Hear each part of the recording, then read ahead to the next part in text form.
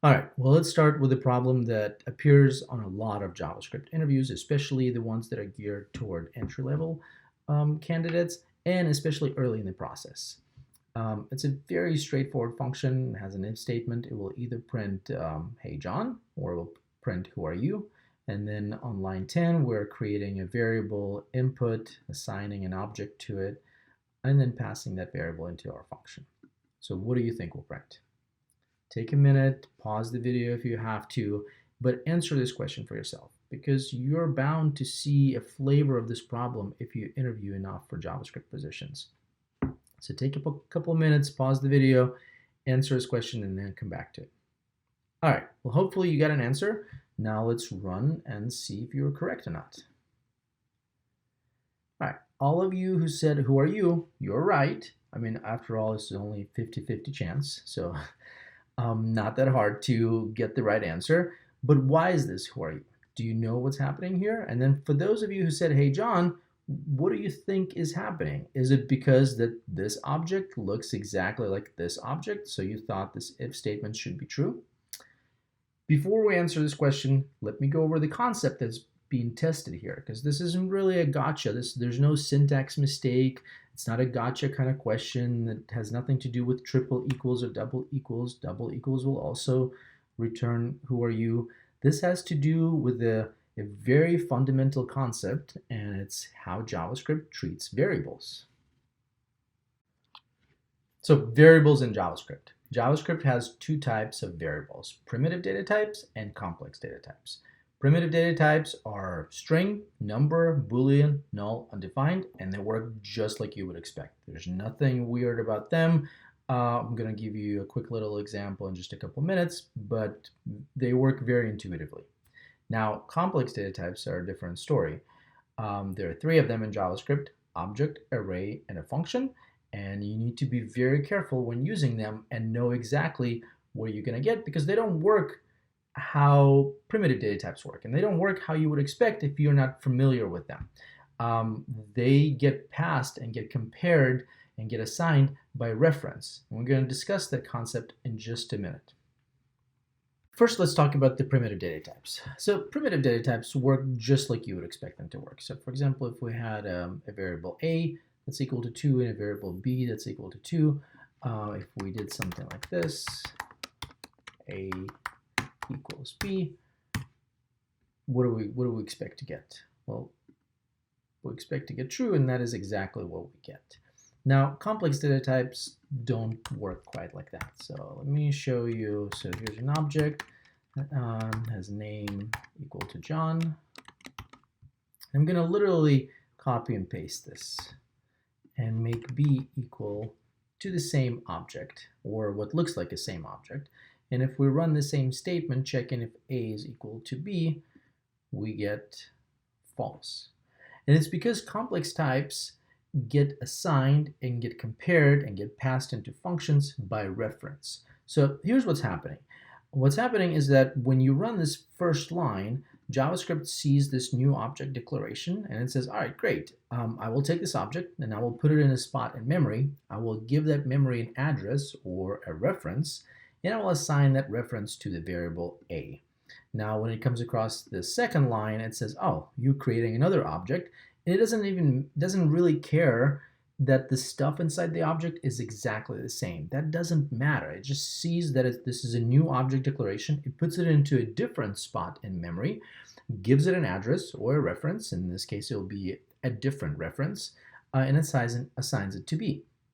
Now, when we compare a to b, because these are complex variables, JavaScript compares them by reference, meaning that it will check the address that a has stored in it and an address that b has stored in it, compares them against each other. They're obviously different, so that's why you get false. Now, if you did something like this, you're literally saying that, hey, whatever the reference that was stored in a, assign it to b. So now b and a are pointing to the same spot in memory.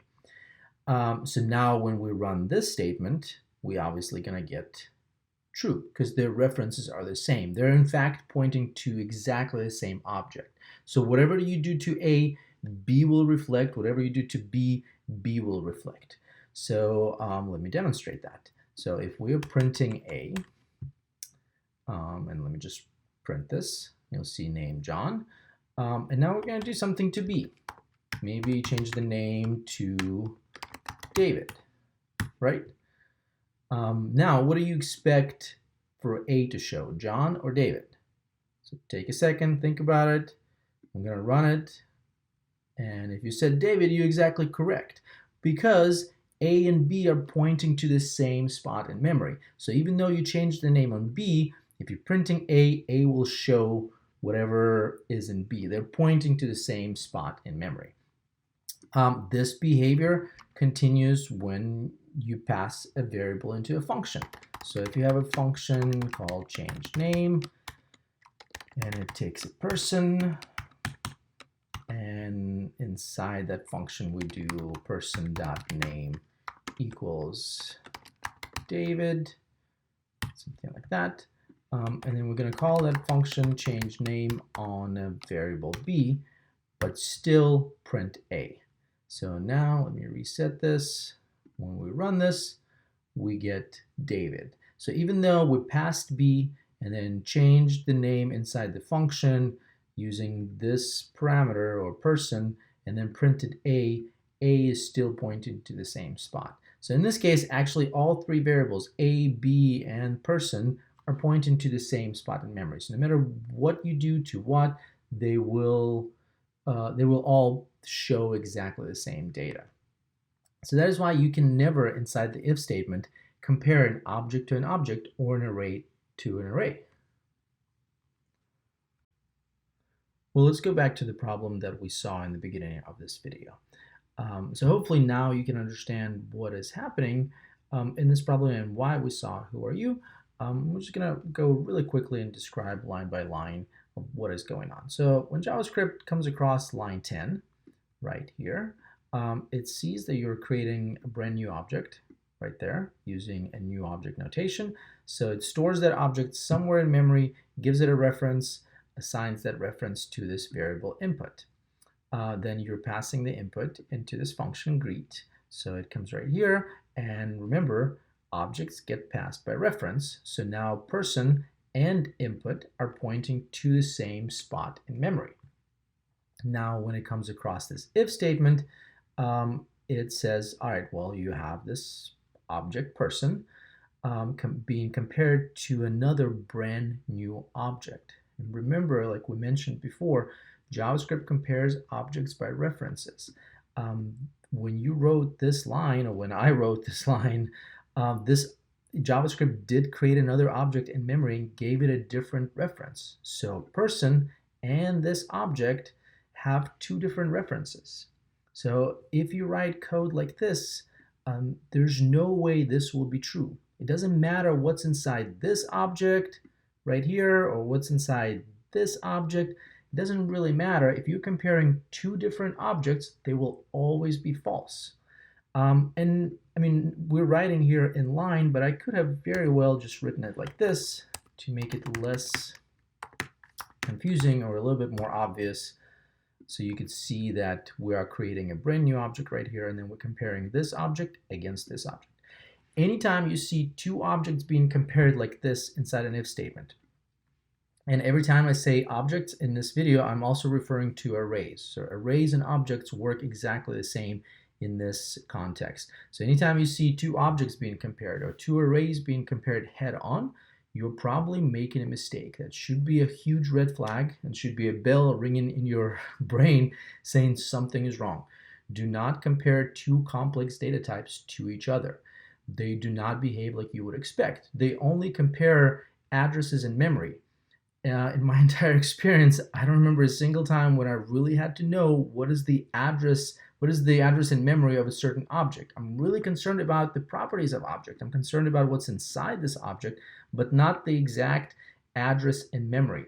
And because the comparison by reference literally compares the memory addresses, the references in memory, you are not getting the intuitive or expected result. So The only thing that should go inside the if statement is comparison of primitive data types. Every time you're comparing two objects or two arrays, ask yourself, how can I change this to compare to primitive data types? So let me go back to our original setup. So let me pose another question to you. If the requirement is that if our object has the name John, we want to say, hey John, and if not, we want to say, who are you? How would you rewrite this function? Specifically, how would you rewrite this if statement to meet the requirement? So pause this video, see if you could do this on your own. Basically, if the name is John, we want to say, hey John. If not, we want to say, who are you? All right, hopefully you did this on your own. And the answer is pretty straightforward. So right now we're comparing two objects, a huge no-no. We should not be comparing two objects like I explained just a few seconds before. We want to drop into a primitive world. So what is the property on this object, person or input? They're basically the same object, right? They're pointing to the same spot. What is the property on this object? Well, we have a property name, right? So, well, why don't we just compare name to John? Just like that. And so now we're comparing a property name, which is a string, to another string. Now we're comparing two strings to primitive data types. If you remember from my explanation just a few minutes ago, primitive data types work exactly like you would expect them to work. So everything is going to work out like we expect. So when we run this and we passed John, we're going to get a hey John. And if we pass some garbage, we're going to get who are you? So just like we expected.